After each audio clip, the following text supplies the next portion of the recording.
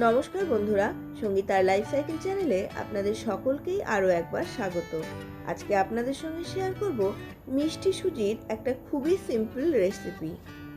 এই সুজিটা বানাবো দুধ দিয়ে আর একটু ড্রাই করে। এটা বাচ্চাদের ভীষণ পছন্দের একটি রেসিপি। বাচ্চাদের টিফিন বক্সে দেওয়ার জন্য আপনারা অবশ্যই এই সুজির রেসিপিটি একবার ট্রাই করে দেখতে পারেন।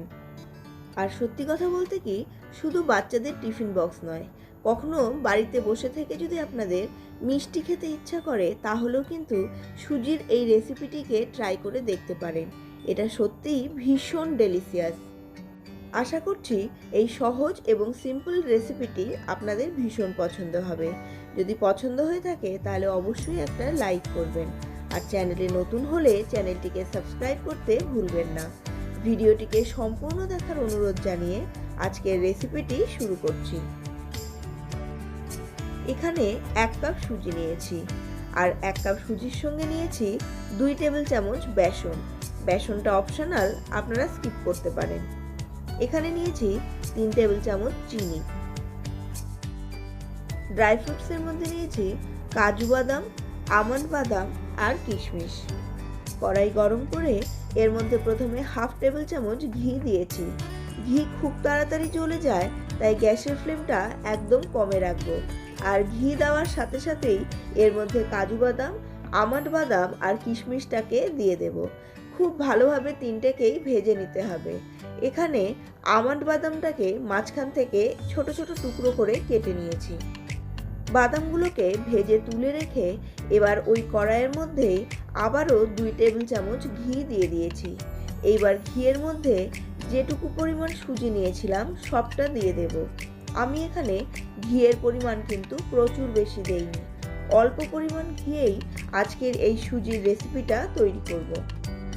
লো ফ্লেমে সুজিটাকে মিনিট 5 খুব ভালোভাবে ভেজে ব্রাউন করে নিতে হবে। এবার ওর মধ্যেই আরও 1 টেবিল চামচ ঘি দিয়ে দেব। এবার ওই ঘিয়ের মধ্যেই যে বেসনটা নিয়েছিলাম সেই বেসনটাকে দিয়ে দেব। এবার বেসন আর সুজিটাকে একসঙ্গে মিশিয়ে আরও মিনিট 5 লো ফ্লেমে ভালোভাবে ভেজে নেব। এতে বেসনের মধ্যেকার কাঁচা গন্ধটা একদম চলে যাবে। আপনারা চাইলে এখানে আরও বেশি পরিমাণে ঘি ব্যবহার করতে পারেন, কিন্তু মাঝে মাঝেই খাওয়া যাবে এই রকমভাবেই আজকে সুজিটা বানাচ্ছি। এই কারণেই এর মধ্যে ঘিয়ের পরিমাণ তুলনামূলক অনেকটাই কম রেখেছি। মিষ্টিতে ঘিয়ের পরিমাণ একটু বেশি হলে টেস্টটা কিন্তু সত্যি অনেক বেড়ে যায়, তবে সেটা আবার রেগুলার খাওয়াও যায় না।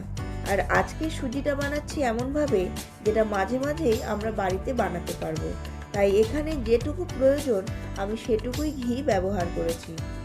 তবে আপনারা চাইলে ঘিয়ের পরিমাণ কিন্তু বাড়াতে পারেন। সুজি আর বেসনটাকে একদম ব্রাউন করে ভেজে নিয়ে প্রথমে এর মধ্যে 1 কাপ জল দিয়ে দেব। ভালোভাবে গোটাটা নেড়ে নিয়ে এবার এর মধ্যে দুধ ব্যবহার করব। দুধটা অপশনাল, আপনারা গোটা সুজিটাকে কিন্তু জল দিয়েও করতে পারেন, তবে এখানে আমি দুধ ব্যবহার করছি, এতে সুজির টেস্ট অনেকটাই বেড়ে যায়।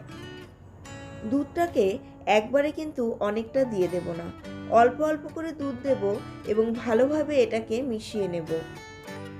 যে সকল বাচ্চারা দুধ খেতে একদমই ভালোবাসে না বা দুধ খেতে চায় না, আপনারা তাদেরকে এইভাবেও কিন্তু দুধ খাওয়াতে পারেন। এইভাবে সুজি বানালে সত্যি সুজির টেস্ট অনেক গুণ বেড়ে যায়। দুধের সঙ্গে সুজিটা খুব ভালোভাবে মিশিয়ে নিয়ে এবার এর মধ্যে 1/3 টিস্পুন পিঙ্ক সল্ট দিয়েছি। আপনারা রেগুলার সল্টও ব্যবহার করতে পারেন, তবে যে কোনো মিষ্টি বানানোর সময় একটু যদি তার মধ্যে লবণ দেওয়া হয় তাহলে কিন্তু মিষ্টির টেস্ট অনেক গুণ বেড়ে যায়। এবার এখানে আমি কিছুটা স্যাফরানের স্ট্র্যান্ডও দিয়ে দিচ্ছি। এটা শুধুমাত্র সুজির কালারটাকে যে এনহ্যান্স করবে তা নয়, এর টেস্ট এবং গন্ধকেও অনেক গুণ বাড়িয়ে দেবে। এইবার সমস্ত উপকরণগুলোকে ভালোভাবে মিশিয়ে নিয়ে এটাকে লো ফ্লেমে ঢেকে রেখে দেব মিনিট 2-3 জন্য। তাহলেই কিন্তু সুজিটা একদম নরম হয়ে যাবে। আর এই সময় এখানে যে চিনিটা নিয়েছিলাম সেটাকেও মিশিয়ে দেব। এরপরে ভালোভাবে সবগুলোকে মিশিয়ে নিয়ে এটাকে ঢেকে রেখে দেব মিনিট 2-3 জন্য। বন্ধুরা, আমার সুজিটা কিন্তু বানানো কমপ্লিট, আর এটা নরমও হয়ে গেছে। এইবার আমি ওপর থেকে আরও 1 টেবিল চামচ ঘি দিয়ে দেব। এতে সুজির মধ্যে ঘিয়ের গন্ধটা খুব প্রমিনেন্ট থাকবে, যেটা এই সুজির টেস্টকে অনেক গুণ বাড়িয়ে দেবে। আপনারা সুজি বানানোর সময়ে পরে একটুখানি ঘি ব্যবহার করবেন, দেখবেন ঘিয়ের গন্ধ এবং টেস্ট দুটোই কিন্তু খুব প্রমিনেন্ট থাকে। সুজিটা যখন ভালো মতো তৈরি হয়ে যাবে তখন দেখবেন এর মধ্যে থেকে ঘি ছাড়া শুরু করে দেবে এবং সুজিটা কড়াইয়ের গায়েও আর লাগবে না। এই সময় এর মধ্যে ভেজে রাখা সমস্ত ড্রাই ফ্রুটসগুলোকে মিশিয়ে দেব। বন্ধুরা, আমার সুজিটা বানানো কিন্তু কমপ্লিট। এখন গ্যাসের ফ্লেমটা অফ করে এটাকে ঢেকে রেখে দেব মিনিট 5 জন্য। আমি সুজিটাকে একটু ড্রাই রাখবো, তাই এটাকে এতখানি ঘন করেছি। আপনারা যদি এটাকে আরও একটু নরম এবং জুসি রাখতে চান তাহলে দুধের পরিমাণ আর একটু বাড়িয়ে দিতে পারেন। আর এখানে দুধ ব্যবহার করেছি দেখে এর মধ্যে চিনির পরিমাণও কম রেখেছি, কারণ দুধ কিন্তু এমনিতেই একটু মিষ্টি হয়। আশা করছি আজকের এই সহজ সুজির রেসিপিটি আপনাদের পছন্দ হয়েছে। যদি পছন্দ হয়ে থাকে তাহলে অবশ্যই একটা লাইক করে দেবেন।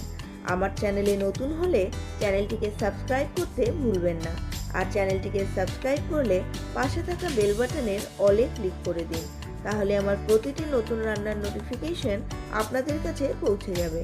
আপনাদের সঙ্গে দেখা হচ্ছে পরবর্তী আরও একটি নতুন ধরনের রান্নার ভিডিও নিয়ে। ততক্ষণের জন্য সুস্থ থাকুন, ভালো থাকুন এবং রেসিপিগুলোকে অবশ্যই বাড়িতে ট্রাই করুন।